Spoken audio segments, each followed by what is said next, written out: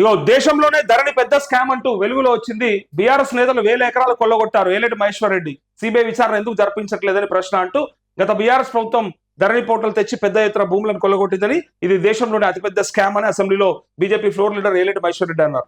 ఈ సాఫ్ట్వేర్ తో బీఆర్ఎస్ నేతలు 1000 ఎకరాలను తమ పేర్ల మీదకి మార్చుకున్నారని, రాష్ట్రంలో లక్షలాది మంది ప్రజల బాధితులు అయ్యారని తెలిపారంటూ అక్కడ ఉన్నటువంటి అప్పుడు స్థానిక నాయకులు అయితే మామూలుగా లేదు అలా అత్యుత్సాహం విపరీతంగా. ఎక్కడ చూడు కబ్జాలు, లేకపోతే వాళ్ళ పేర్ల మీదకి మార్చుకున్నట్లు రకరకాలే చేసిర్రు. సో అవన్నీ కూడా బయటికి రావాలి. ఈయన చెప్పడం అనే కాదు, ఉన్నారు కూడా చాలా మంది. లక్షలాది అప్లికేషన్లు ఎందుకు పెండింగ్లు ఉన్నాయి రైతులవి?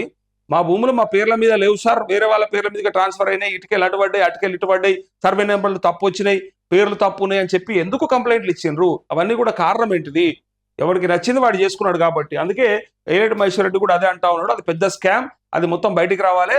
ఎకరాలు ఇక్కడ చూసిరు కదా, పెద్ద ఎత్తున వేలాది ఎకరాలు వాళ్ళు దోచుకున్నారని చెప్పి, ఎక్కడికక్కడ పేర్లు మార్చుకున్నారని చెప్పి చెప్తా ఉన్నారు. సో దీనిపైన సిబిఐ విచారణ చేయాలని చెప్పి అడుగుతా ఉంటే, మరి సిబిఐ అంటే సెంట్రల్ కి సంబంధించింది కాబట్టి, సో రాష్ట్రంలో విచారణ చేయాలంటే రాష్ట్ర ప్రభుత్వం అనుమతి కావాలి కాబట్టి వీళ్ళు చెప్తా ఉంటారు. సిబిఐ విచారణకి వీళ్ళు కూడా ఆదేశిస్తారు, రాష్ట్రం యాక్సెప్ట్ చేయాలి. యాక్చువల్గా కేంద్రం ఆదేశించవచ్చు, కానీ ఇక్కడ రాష్ట్రం ఒప్పుకుంటే తప్ప చేయలేరు కాబట్టి, సో ఇది కేసీఆర్ పెట్టిన మెలిక కాబట్టి ఇప్పుడు ఇక్కడ మళ్ళీ వీళ్ళనే అడుగుతా ఉన్నాడు అన్నట్టు. రాష్ట్ర ప్రభుత్వం మీరు యాక్సెప్ట్ చేయండి, సో సిబిఐ విచారణ జరిపిస్తే తప్ప ఇది బయటికి రాదు.